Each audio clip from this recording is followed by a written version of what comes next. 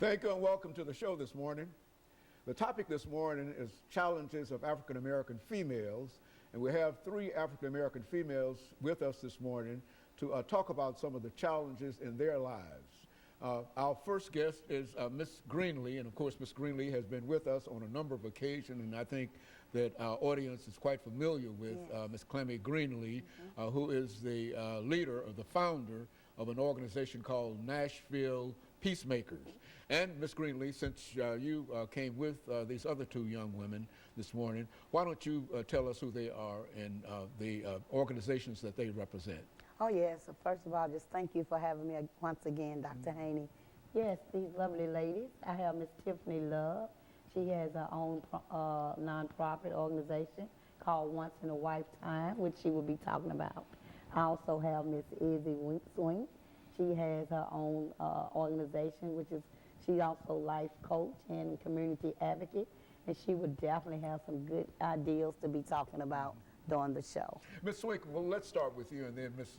Love can follow you, and we'll be able to bring it back up during this first segment. Ms. Swink, why don't you give us some information about your background, your education, and some of your experiences. Take about a minute and a half to do that, and Ms. Love will do the same thing, and then we'll come back and we'll finish this first segment for the show. Okay.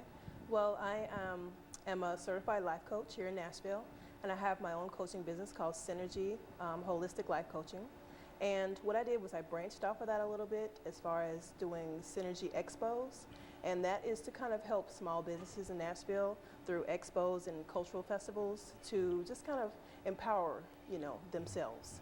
And so I do work with a lot of African American women as far as, finding their goals and just kind of empowering them to be better than they were before, or something they didn't think they could do before. So. And Ms. Love? I'm actually the first African American Mrs. Tennessee. I was crowned in 2012, and from that stemmed my platform, Once in a Lifetime, where we change lives and we transform lives. I do work with African American women who have different struggles. So what we do with that organization is we help them be able to find realistic goals that take a futuristic approach. And one of those realistic goals we incorporated was Beauty Behind Bars, where we actually work with women who have been incarcerated, helping them come out of jail to find jobs. In my background, I'm a licensed medical social worker. I provide cognitive behavioral therapy for teens, adolescents, adults, and I really enjoy that.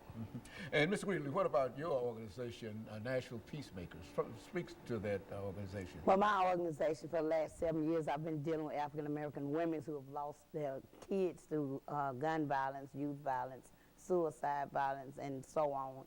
I definitely have not new to this game, true to it, and I want to come back out and submit myself all over again to the community that Nashville Peacemakers still here, never left. Clemmy Greenlee still have the love in her heart to continue the mission that she was given by God. And I want to not only just throw it out to all African American women, I want the African American men to also join.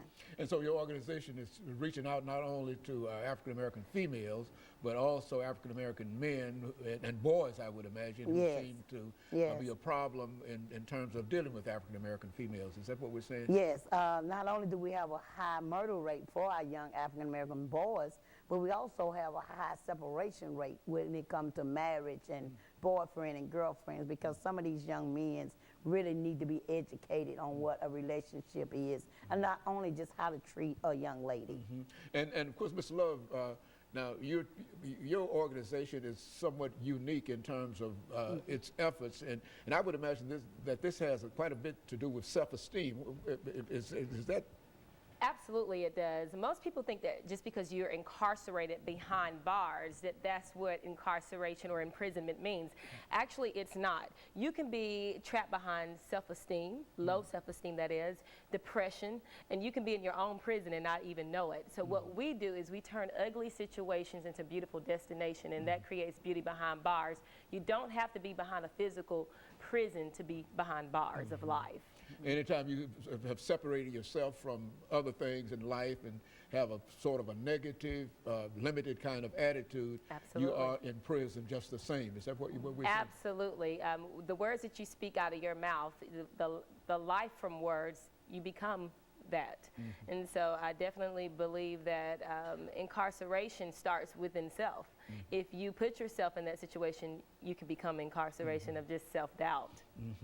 And it's not only bars that makes a prison. Absolutely. But prisons can come from other things. And of course, what we'll do, we'll take this first commercial break, and we'll start with Ms. Swink, and then we'll have an opportunity over the next 8 minutes to explore some of these ideas.